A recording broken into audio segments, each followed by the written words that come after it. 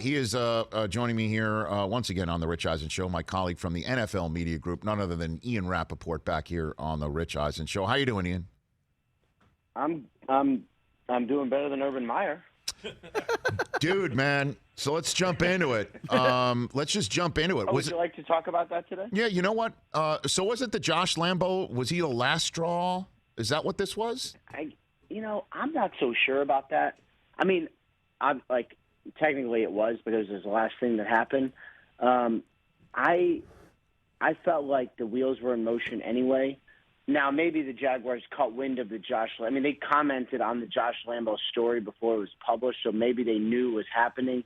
But I was at the owners' meeting in Dallas, Yes. and I sort of sensed something was happening before then, just talking to people in the organization. When, Judy Batista got Shad Khan, he said, stay tuned. We weren't sure if he meant COVID changes or urban changes, but stay tuned was kind of like, okay, that's interesting. But anyway, so I think once the Tom Pelissero story hit, and it was basically, sometimes these sort of explosive bombshells hit and then everyone denies everything.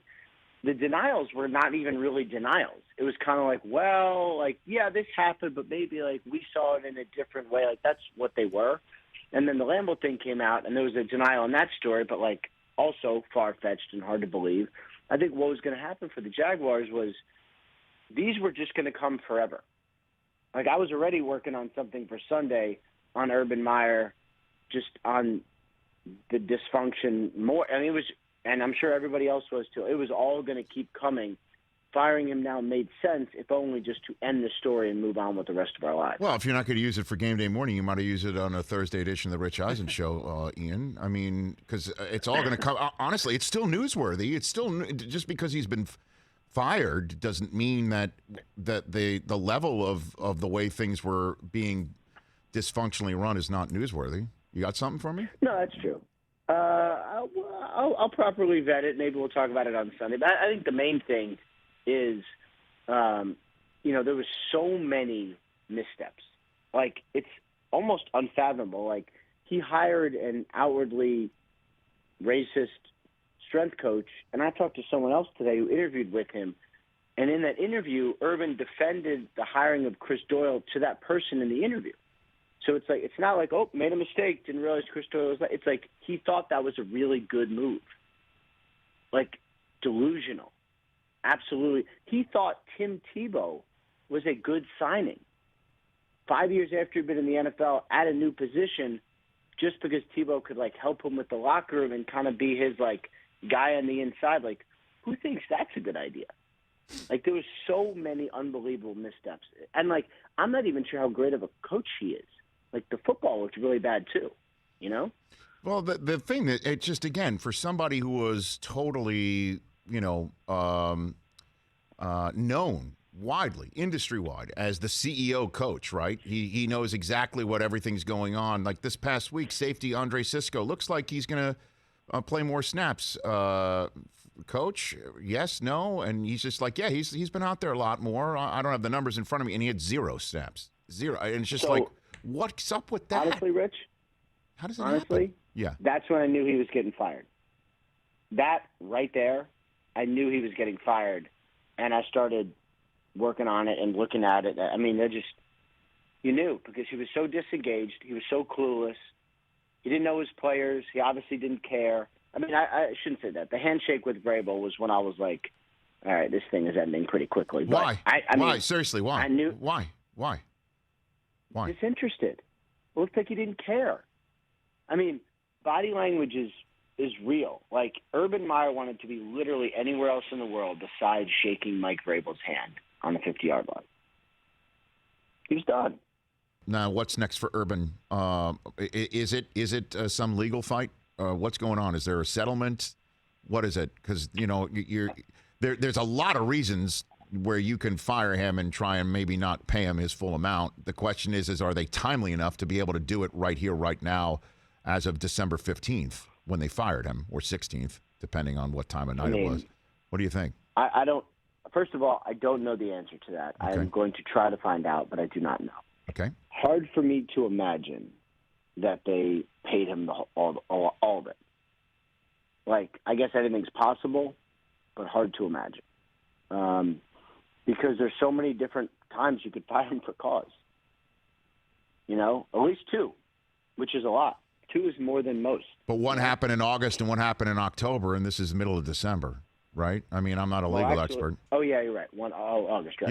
Yeah, the kicking of the kicker, and then the not going on the team plane and getting caught on Twitter at your local establishment. I can't believe I'm saying these words, man. I can't, honestly. That's crazy. It's just I can't believe it. That's crazy. But you know what I'm saying? That's why I ask about, because I mean, which?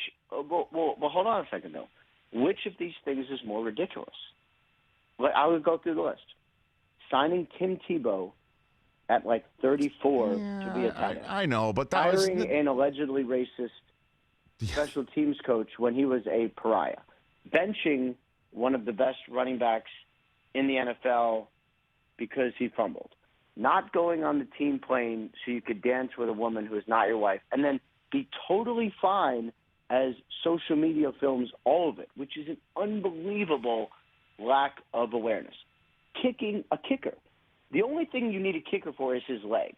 And why in the world would you kick anyone, let alone a kicker? At least punch him in the arm. But Ian, too, how about just the preseason when he said there was an open competition at quarterback costing Trevor Lawrence first-team reps when you knew he was going to be the starter the whole time? How about caring about preseason? He told his assistants he wanted to win games because he was upset about losing in the preseason. That is nuts. I honestly, but then again, that was my point, and that has been my point this entire time. Is the question coming in is how will he do? Is how will he handle the losing, right? And so he handled the losing in professional football the way that it appears he would handle losing in college, except he didn't have to employ that losing reaction except once a year, if not once in 2 years sometimes. And this is a once a week thing, and that is not the way you go. So I would think he would know, hey, going into this, I might lose more times this year than I would lose at Ohio State the entire time. So I'm going to have this reaction. I'm going to have that plan and all whatever. He was just going with his id, man, and that just didn't work at all. That's just obvious. So long story short, though, is what is next for him? Do you think he's done coaching? I think he's going to go to college at some point after a stint on television somewhere. But what do you think? What's your general sense, or what you might already be hearing, or we're still all just stuck in the what just happened of Urban right now? What do you think, Ian? I mean, I hope nobody hires him on TV. I'm sure somebody will. Yeah.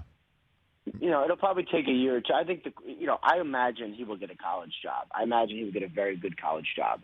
I don't know why he would want one. I don't know why he wanted this one. I don't know. I don't know. It's all. He should not be back. He should go work on his family and just do that stuff. But I'm sure he will resurface. I'm sure he'll get a great college job, and I'm sure he'll win a bunch of games. I do not think he will be back in the NFL. Hey, you watched all the way to the end. Thanks for that. Watch more right here.